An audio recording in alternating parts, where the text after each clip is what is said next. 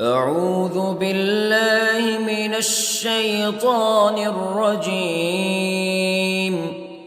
بسم الله الرحمن الرحيم. الرحمن علم القرآن خلق الإنسان علمه البيان. الشمس والقمر بحسبان والنجم والشجر يسجدان والسماء رفعها ووضع الميزان ألا تطغوا في الميزان وأقيموا الوزن بالقسط ولا تخسروا الميزان. والأرض وضعها للأنام فيها فاكهة والنخل ذات الأكمام والحب ذو العصف والريحان فبأي آلاء ربكما تكذبان. خلق الإنسان من صلصال كالفخار وخلق الجان من مارج من نار فبأي آلاء ربكما تكذبان. رب المشرقين ورب المغربين فبأي آلاء ربكما تكذبان. مرج البحرين يلتقيان بينهما برزخ لا يبغيان فبأي آلاء ربكما تكذبان. يخرج منهما اللؤلؤ والمرجان فبأي آلاء ربكما تكذبان. وله الجوار المنشآت في البحر كالأعلام فبأي آلاء ربكما تكذبان. كل من عليها فان ويبقى وجه ربك ذو الجلال والإكرام فبأي آلاء ربكما تكذبان.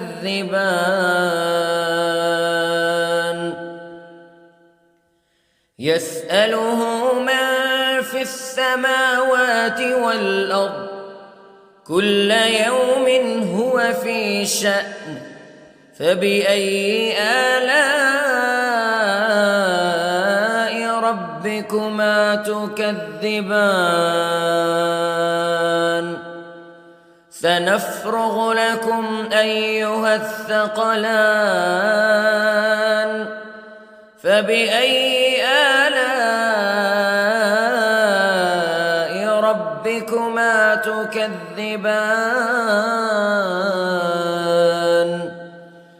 يا معشر الجن والإنس استطعتم أن تنفذوا من أقطار السماوات والأرض فانفذوا لا تنفذون إلا بسلطان فبأي آلاء ربكما تكذبان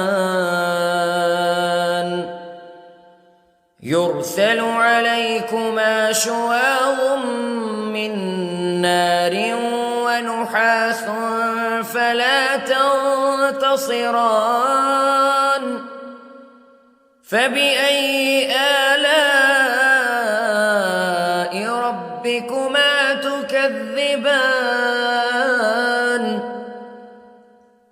فإذا انشقت السماء فكانت وردة كالدهان فبأي آلاء ربكما تكذبان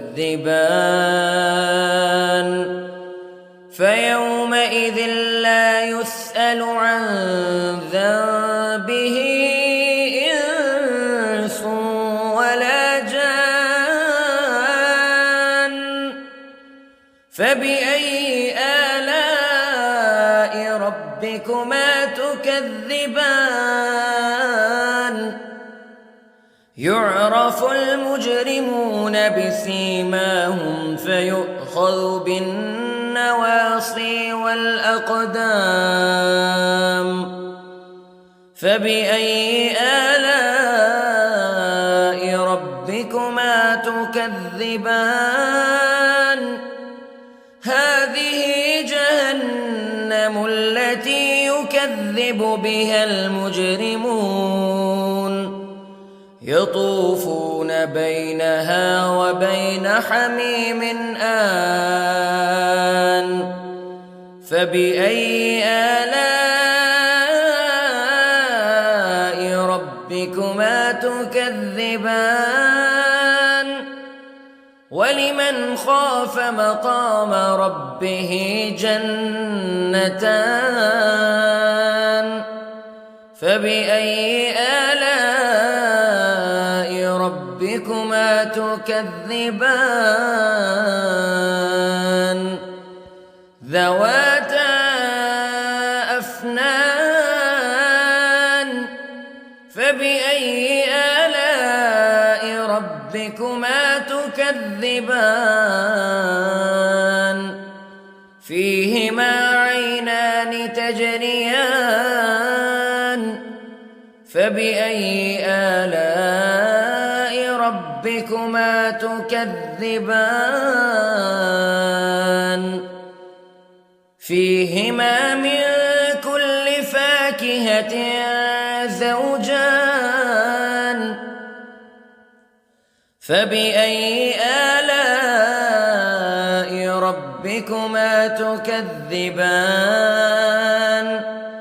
متكئين على فرش بطائنها من استبرق وجنى الجنتين دان فبأي آلاء ربكما تكذبان فيهن قاصرات الطرف لم يطمثهن إنس قبلهم ولا جان فبأي آلاء ربكما تكذبان كأنهن الياقوت والمرجان فبأي آلاء ربكما تكذبان هل جزاء الإحسان إلا الإحسان فبأي آلاء ربكما تكذبان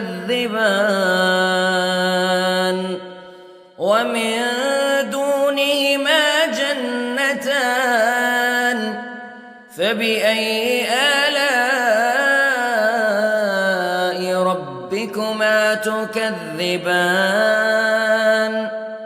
مدهامتان فبأي آلاء ربكما تكذبان فيهما عينان نضاختان فبأي آلاء ربكما تكذبان فيهما فاكهة ونخل ورمان فبأي آلاء